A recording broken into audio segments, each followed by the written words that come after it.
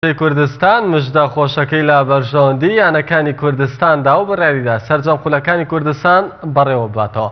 لە کۆبوونەوەی یاسای خۆیدا یەکێتیەکە بڕیاریدا سەرجەم خولەکان دەست پێ بکاتەوە و هەفتەی داهاتووش لەگەڵ نوێنەری سەرجەمیانە نایابەکان و پلێکەکان کۆ دەبێتەوە. بەڵە خۆشەویستان بۆ وەرگرتنی زانیاری زیاتر دەچینە لای دڵشاد ساڵح وتەبێژێکێتی تۆپپێی کوردستان. کاک دڵشاد سڵاوی خوارد لەبێ. پیرۆزبایی و بڕیارەتان لێ یەکەم سەرەتا پێم خۆشە بۆ دەست پێ بکەم ئەگەرچی قەیرانەکان درێژەیان هەیە بە تایبەت قەیرانی دارایی بەڵام ئەم بڕیارەی یەکێتی تۆپپێی کوردستان لە چیەوە سەرچاوەی گرت؟ ئایا سپۆنسەرێکتان بۆ خولەکان دۆزیوەتەوە یاخود نەخێر؟ حکوومەت هاوکاریتانەکات بۆ بەڕێوەبردنی چالاشەکان بفەرموو. بەڵێ سەبارەت بە قەیران باسە قەیرانێکی زۆر گەورەیە ئێستا خاستان ئێستا بەڵام ئێمە بە خۆشحالیەوە حکوومەتی هەرێمی کوردستان یانی ڕاوەستایە بۆمە ینی پارە لەلایەن حکوومەتی هەرێمی کوردستان دابین دەکرێت بۆ بەڕێوەچوونی خولەکانەوە. بەڵێ کاردانەوەی ئەو یانانەی کە ئاگادارتان کردوونەتەوە سەبارەت بە دەستپێکردنەوەی خولەکان چۆن بووە؟ ئایا هەموو یانەکان کە ئێستا لە قەیراندانەوەنیش دووبارە ئامادەیان نیشانداوە بۆی بەشداری بکەن یاخود نەخێر جارێ وەڵامی کۆتایی بەیەوە نەدراوەتەوە؟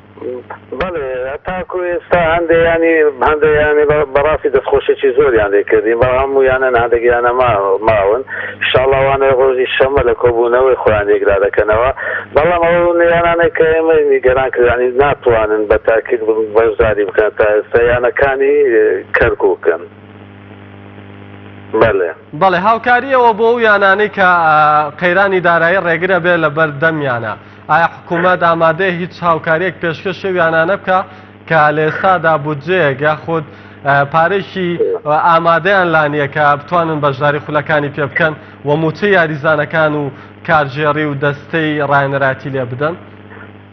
سەبارەت بەخوای بۆ پارێکە بوجێ بۆمە تەرخان دەکرێت تەنها بوجەکە بۆ بەڕێوەبردنی خولەکان ئەو بۆ ناو بژیوانەوانێ ماکەم هیچ پارێکی زیاترمان لەدەست بێ بتوانین ئەمە هاوکاری یانەکان پێ بکەین. بەدەر لە یانەی کەرکووک یانەکانی تری شاری کەرکووک ئامادەی ئەویان تێدا دەبێت کە بەشدار بن لە خولەکە؟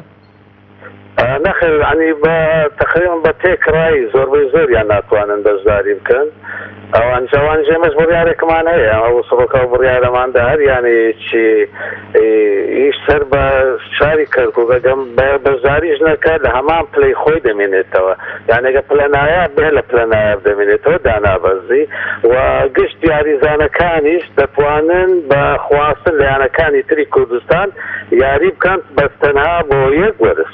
بەڵێ دڵشاد ساڵح وتەبێژێکێتی تۆپپێی کوردستان سوپاس بۆ زانیارەکانت.